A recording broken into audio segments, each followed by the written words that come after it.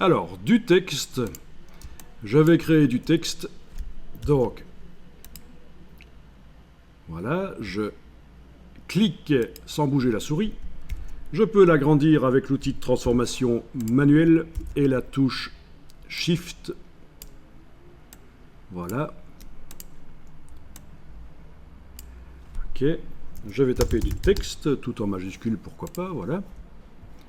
Ok. Et je vais lui mettre aussi une couleur de fond et une couleur de contour. Et gérer l'épaisseur du contour par la palette contour. Voilà. Et je vais mettre le contour à l'extérieur ou à l'intérieur. Sauf que, vous voyez ce qui se passe. Dans la palette contour, les cases ici ne fonctionnent pas. La case pour mettre le contour à l'intérieur ou à l'extérieur ne fonctionne pas. Et ça, c'est très mauvais. C'est très mauvais, pourquoi? Parce que quand on voit ça chez un graphiste, on se dit, il y a un problème. Il a démarré d'une typographie, le contour qu'il a mis s'est mis à cheval sur la typo, et le fond de la typo, finalement, on voit une typo pourrie qui apparaît en orangé ici chez moi, c'est vraiment moche.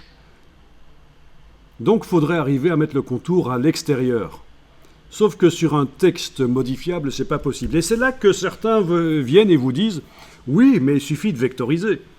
Ok, sauf qu'on peut faire autrement. Sans vectoriser le texte, on peut avoir le contour à l'extérieur, ce qui me permettra par la suite de dupliquer cet objet et d'aller mettre d'autres noms. Voilà. Voilà, n'importe quoi. Voilà, je pourrais faire plein de noms qui auront le même aspect. Voilà. Et il suffit de dupliquer et de modifier, vous avez vu.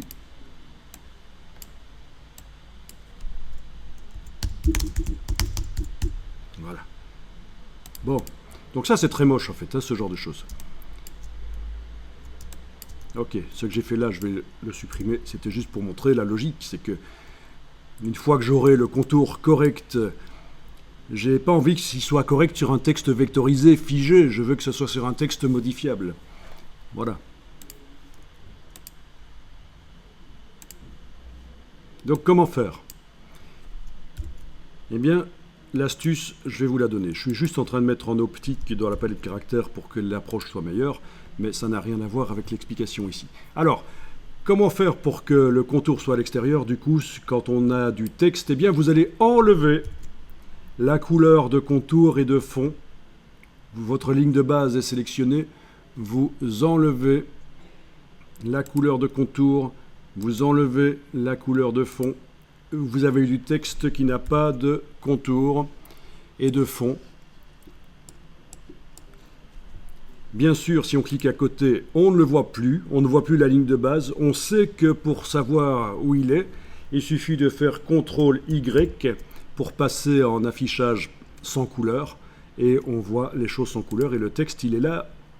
Il n'a pas disparu en réalité. Il est toujours là, mais il n'a pas de couleur de fond et de contour. CTRL-Y sur le PC, commande Y sur le Mac. Je reviens à l'affichage en couleur. Et la ligne de base est sélectionnée. Et alors, dans la palette Aspect, menu Fenêtre Aspect, vous allez mettre sur la ligne de base. La palette Aspect vous montre toujours le nom de l'objet que vous êtes en train de travailler. Il est indiqué texte. C'est la ligne de base qui s'appelle texte. Ici, vous avez caractère. Vous pouvez double-cliquer sur caractère. Vous allez voir ce que c'est. Ce sont les choses qui reposent sur la ligne de base. Ce sont les lettres. Si vous mettez de la couleur sur les lettres, vous allez revenir à l'étape qu'on avait avant. On ne saura pas mettre le contour à l'extérieur. Il sera toujours à cheval sur le bord des lettres. Donc on va remonter au niveau de la ligne de base en double-cliquant sur le mot texte. Voilà. Vous comprenez, il y a deux choses qui peuvent être modifiées. On peut mettre des attributs, des couleurs sur la ligne de base qui est actuellement sélectionnée. C'est la chose qui s'appelle texte. Ou sur chacun des caractères, ou sur les caractères, il faut double-cliquer. Ou alors avec l'outil texte, je les sélectionne comme ça. avec l'outil texte. Je suis au niveau des caractères, mais c'est pas bon pour un texte. Je remonte au niveau de la ligne, voilà.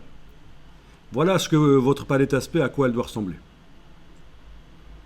Donc la ligne est sélectionnée et vous allez demander dans la palette aspect d'ajouter un nouveau fond. Menu de la palette aspect, ajouter un nouveau fond.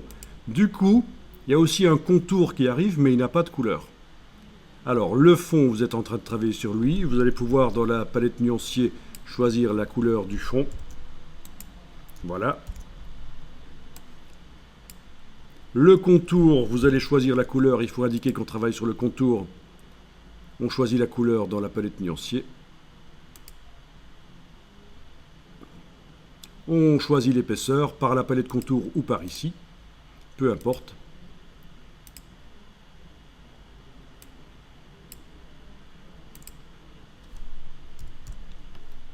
Touche tabulation pour valider. Et voilà. Et c'est la même chose qu'avant. Sauf que la différence ici, c'est que je peux faire ceci dans la palette aspect. Pendant que ma ligne de texte là est sélectionnée, je peux aller positionner le pointeur ici à droite du nom contour, enfoncer le bouton de la souris, garder enfoncé, et le déplacer en dessous du fond, comme ça. Je vais l'insérer là, voilà. Et là, vous avez le contour qui n'est visible qu'à l'extérieur. Alors techniquement, il est toujours à cheval.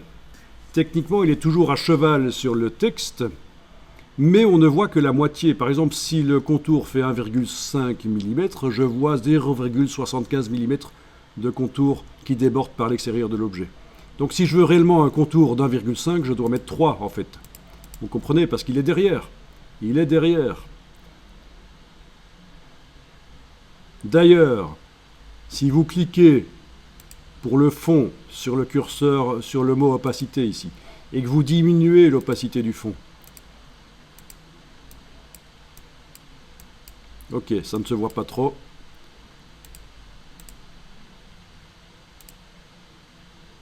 En principe, ça aurait dû se voir. On aurait dû voir que le contour était aussi qui passait sous le fond. Ah tiens, c'est bizarre qu'on ne le voit pas. Ça par contre, ça m'étonne.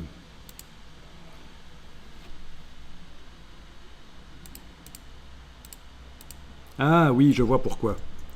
Je vois pourquoi, c'est parce que j'ai mis une épaisseur tellement grande qu'il recouvre complètement le fond. En fait, voilà. Je vais mettre ici 1 d'épaisseur, 1 mm. Touche tabulation. Voilà. Donc j'ai un contour d'un demi-millimètre, en fait, qui apparaît quand je mets 1. Parce que, et c'est là que je vais refaire la démonstration, sur le fond, je modifie l'opacité. Voilà, et là, ça se voit que sous le fond, si je le rends transparent, sous le fond, on voit apparaître l'autre moitié de l'épaisseur du contour. Voilà. Donc c'est ça l'idée, en fait. Hein. C'est ça l'idée, c'est ça l'astuce pour pouvoir mettre du contour sur du texte.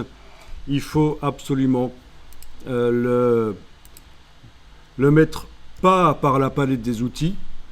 Il faut le mettre en ayant la ligne de base du texte sélectionnée par la palette aspect. On demande d'ajouter un nouveau fond.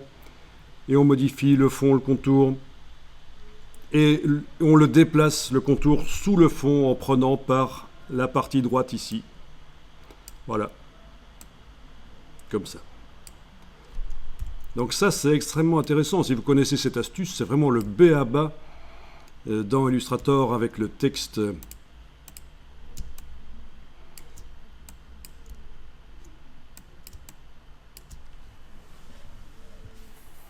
Bon, donc du coup, on peut faire ce qu'on voulait faire, dupliquer, changer de nom.